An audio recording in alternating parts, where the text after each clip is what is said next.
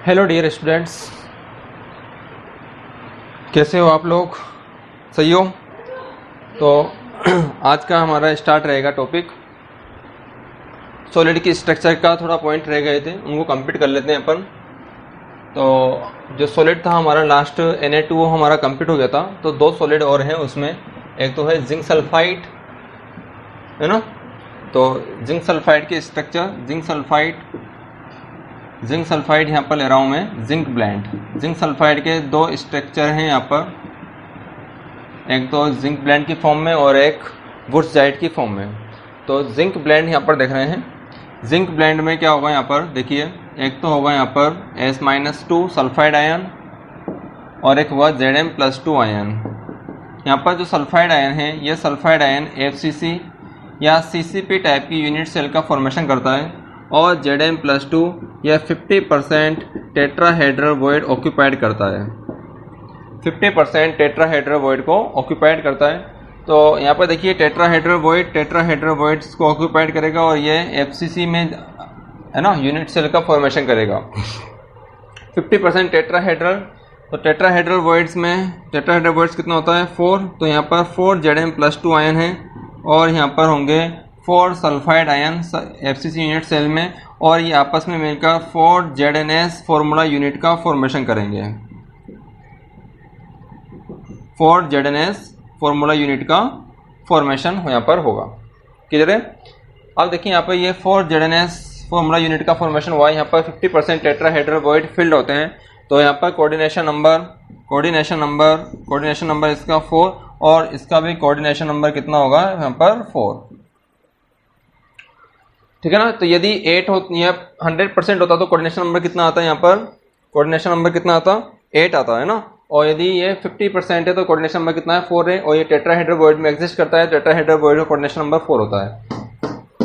ठीक है। तो यहाँ पर कोऑर्डिनेशन नंबर का जो रेशो है, कोऑर्डिनेशन नंबर का रेशो रहेगा यहाँ पर 4:4। ओके। जिंक सल्फाइड की स्ट्रक्चर की तरह ही CuY, AgI, CuCl को, है ना, ट्रांजिशन एलिमेंट्स की स्ट्रक्चर होती है। ट्रांजिशन एलिमेंट्स हैलाइड्स की स्ट्रक्चर जिंक सल्फाइड की स्ट्रक्चर की तरह ही होती है।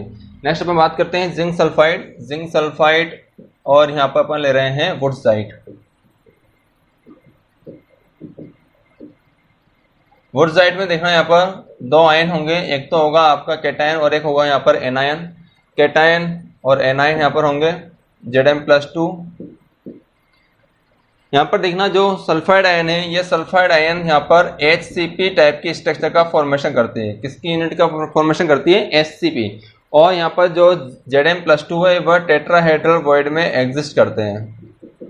टेट्राहेड्रल वॉइड में HCP स्ट्रक्चर में आप ध्यान रखना, HCP की स्ट्रक्चर में Z की वैल्यू, HCP स्ट्रक्चर में जो Z होता है, नंबर ऑफ एटम्स, वो होते हैं 6 और टेट्राहेड्रल वॉइड होती हैं इसमें 12 और ऑक्टाहेड्रल वॉइड होती हैं इसमें 6। ठीक है। तो यहाँ पर टेट्राहेड्रल वॉइड को ऑक्यूपाइड करेगा। टेट्राहेड्रल यहाँ पर भी 50% टेट्राहेड्रल वॉइड ही ऑक्यूपाइड होगी, 50%। तो यहाँ पर होगा 6 Zn+2 आयन और यहाँ से HCP से 6 S-2 आयन आएंगे और यहाँ पर 6 ZnS फॉर्मूला यूनिट का फॉर्मेशन होगा। कितनी formula unit? 6 ZnS formula unit का फॉर्मेशन। ओके।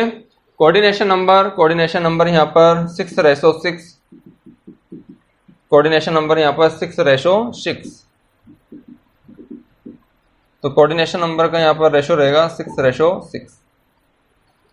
तो यहाँ पर अपन ने सभी सॉलिड की स्ट्रक्चर जो इम्पोर्टेंट है उनका सभी का यहाँ पर डिस्कशन कर लिया है। ठीक है ना। अब देखिए यहाँ पर अपन बात करते हैं एक रेडियस रेशो के बारे में। रेडियस रेशो वैसे आप जानते हो कि रेडियस रेशो का अपन ने पूरा टॉपिक देख लिया है, बट वहां पर एक टेबल नहीं बनाई थी, तो टेबल कंप्लीट कर लेते हैं रेडियस रेशो के बारे में। तो रेडियस रेशो का टेबल कंप्लीट करने के बाद अपन देखेंगे यहाँ पर डिफेक्ट्स को, उसके बाद आपका चैप्टर क्या हो जाएगा ये कंप्लीट। तो देखिए यहाँ पर रेडियस रेशो के बारे में बात की जाए कि रेडियस रेशो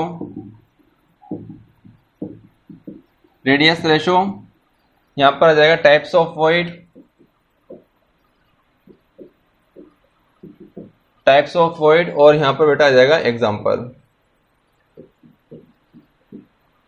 तो रेडियस रेशो यदि 0.155 से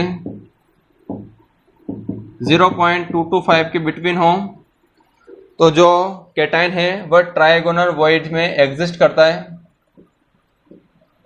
ट्रायगोनल वॉइड में।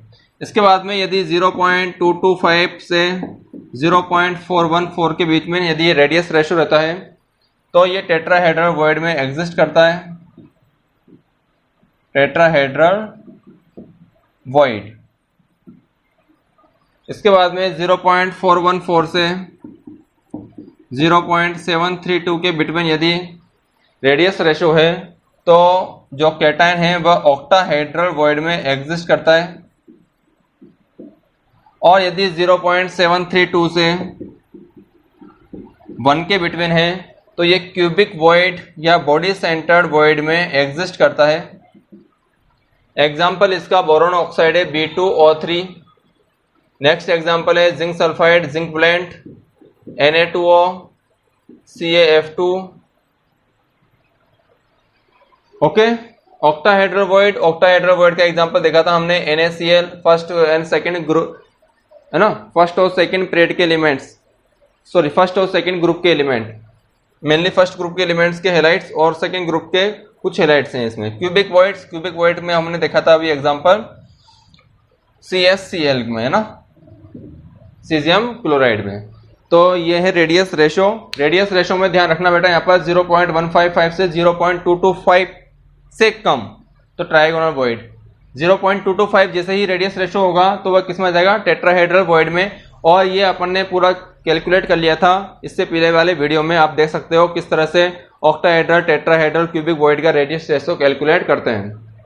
0.41 से 732 के बीच में ऑक्टाहेड्रल वॉइड, 0.732 से 1 के बीच में क्यूबिक वॉइड में कैटायन क्या करेगा, एग्जिस्ट करेगा। यहाँ पर बस ये चीजें कि ये एक मैक्सिमम रेंज है, इस रेंज के आने पर ये टेट्राहेड्रल वॉइड में जाएगा, इस रेंज के आने पर ही ये ऑक्टाहेड्रल वॉइड में चला जाएगा जो भी कैटायन इसमें होगा।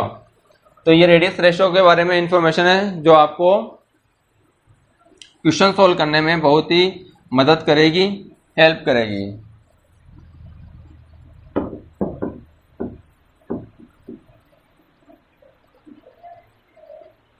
इसके बाद अपना एक टॉपिक रह जाता है इसमें डिफेक्ट्स, सॉलिड के जो डिफेक्ट हैं, सॉलिड डिफेक्ट या defect of solid, defect of solid है ना, इस तरह डिफेक्ट ऑफ सॉलिड। तो सॉलिड में डिफेक्ट्स 2 टाइप के होते हैं बेटा, यहाँ पर सॉलिड में डिफेक्ट 2 टाइप के होते हैं। फर्स्ट यहां पर देखते हैं स्टाइकियोमेट्रिक डिफेक्ट, स्टाइकियोमेट्रिक डिफेक्ट, और यहां पर लिखा जाएगा non stoichiometric defect, non stoichiometric defect. तो स्टाइकियोमेट्रिक और नॉन स्टाइकियोमेट्रिक में डिफेक्ट में बेसिक डिफरेंस क्या है कि स्टाइकियोमेट्रिक में सॉलिड के जो फॉर्मूला है उसमें कोई भी चेंज नहीं होगा। फॉर्मूले से मतलब है कि उनका जो रेशो है, जैसे कि NaCl है तो फॉर्मूला तो वही रहेगा, जबकि यहाँ पर नॉन स्टाइकियोमेट्रिक डिफेक्ट में जैसे कि आयरन ऑक्साइड FeO है, फेरस ऑक्साइड, तो उसके फॉर्मूले में चेंज जाएगा। वहां पर किस तरह से आएगा वो देखेंगे अपन। इसमें फॉर्मूले में चेंज नहीं आता है, इसमें फॉर्मूले में चेंज आता है, इतना ध्यान रखना बस है ना। तो स्टाइकियोमेट्रिक डिफेक्ट भी बेटा 2 टाइप के होते हैं। स्टाइकियोमेट्रिक डिफेक्ट भी 2 टाइप के, एक तो है फ्रैंकल डिफेक्ट और एक है शॉर्टकी डिफेक्ट, ठीक है। और नॉन स्टाइकियोमेट्रिक डिफेक्ट भी 2 टाइप के हैं, metal access defect, metal access, और यह है metal deficient, metal access and metal deficient. Short के फ्रैंकल डिफेक्ट में क्या होगा, देखिए यहां पर कोई भी कैटायन और फिर anion, cation anion, anion cation, anion cation, और यहाँ पर देखना ये जो कैटायन है, ये जो कैटायन है यहाँ पर, इस कैटायन का साइज क्या है यहाँ पर बहुत ही ज़्यादा स्मॉल है, और ये जो यहाँ पर बीच में जो स्पेस है इसको बोलते हैं इंटरस्टिशियल साइट, इंटरस्टिशियल साइट। तो इंटरस्टिशियल साइट में ये कैटायन यदि आ जाता है, अपनी पोजीशन को छोड़कर इंटरस्टिशियल साइट में यदि कैटायन आ जाता है, तो इस तरह के डिफेक्ट को क्या बोलते हैं अपन, फ्रैंकल डिफेक्ट। तो आफ्टर डिफेक्ट के बाद में स्ट्रक्चर क्या बनेगी, यहाँ पर ये जो कैटायन है ये निकल कर किस में आ जाएगा, इस इंटरस्टिशियल साइट में एग्जिस्ट कर लेगा, और यहाँ पर एक वॉइड्स का फॉर्मेशन हो जाएगा। तो इस तरह के डिफेक्ट्स को बोलते हैं फ्रैंकल डिफेक्ट्स। इंटरस्टिशियल साइट्स बहुत ही स्मॉल साइज है, मतलब बहुत छोटे साइज का यदि कैटायन होगा तो वह फ्रैंकल डिफेक्ट्स को शो करेगा। नेक्स्ट है शॉटकी डिफेक्ट। तो यहाँ पर देखना फ्रैंकल डिफेक्ट में जो कैटायन है वह सॉलिड को छोड़कर या क्रिस्टल को छोड़कर बाहर नहीं गया है, वह उसी सॉलिड के अंदर प्रेजेंट है, बट इंटरस्टिशियल साइट में प्रेजेंट है। तो फ्रैंकल डिफेक्ट में डेंसिटी में नो चेंज आता है, डेंसिटी कोई भी चेंज नहीं होती है यहाँ पर, डेंसिटी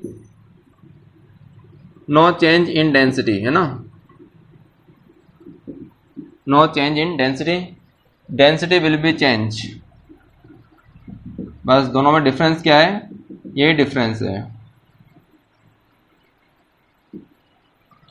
क्या होगा इसमें देखना, यहाँ पर ये cation, anion, cation, anion, anion, cation, anion, cation. तो इस तरह के डिफेक्ट्स में क्या होगा बेटा, यहाँ पर देखना, इसमें एक कैटायन और एक एनायन अपनी पोजीशन को छोड़कर सॉलिड से बाहर निकल जाते हैं, अपनी पोजीशन को छोड़कर सॉलिड से बाहर निकल जाते हैं, क्रिस्टल से बाहर निकल जाते हैं। तो यहाँ पर इंटरस्टिशियल साइट में प्रेजेंट नहीं है, जबकि यहाँ पर इंटरस्टिशियल साइट में चला गया है। तो इस तरह के डिफेक्ट को बोलते हैं शॉटकी डिफेक्ट्स। ठीक है, नेक्स्ट है metal access defect. Metal access defect में क्या होगा देखना, यहाँ पर मेटल एक्सेस डिफेक्ट में कि जो NaCl का क्रिस्टल है, इस तरह से देखिए Na प्लस है, इधर Cl माइनस, ये Na प्लस, फिर Cl माइनस, फिर Cl माइनस, फिर Na प्लस, फिर Cl माइनस, Na प्लस, इस तरह से कोई NaCl का क्रिस्टल प्रेजेंट है, और इस क्रिस्टल को आपने सोडियम की वेपर में से पास कर दिया। किस में से पास कर दिया, सोडियम की वेपर में से पास कर दिया। ये रेड कलर की है सोडियम वेपर, किसकी vapour, sodium vapour. Sodium vapour में से यदि इसको पास किया जाता है तो क्या होगा देखना, यहाँ पर ये सोडियम है, ये सोडियम और ये क्लोराइड माइनस आयन जो क्रिस्टल के अंदर प्रेजेंट है, ये आपस में रिएक्ट करेंगे और NaCl का फॉर्मेशन करेंगे, और साथ में एक इलेक्ट्रॉन को लूज करेगा सोडियम, एक इलेक्ट्रॉन को लूज करेगा कौन, सोडियम। ये सोडियम ने इलेक्ट्रॉन को लूज किया है, ये Cl माइनस आयन निकलकर किससे कनेक्ट हो चुका है, ये सोडियम की वेपर के साथ में कनेक्ट हो चुका है, और ये इलेक्ट्रॉन है, ये इलेक्ट्रॉन इसके अंदर फिक्स हो जाएगा, ये इलेक्ट्रॉन इसके अंदर फिक्स हो जाएगा।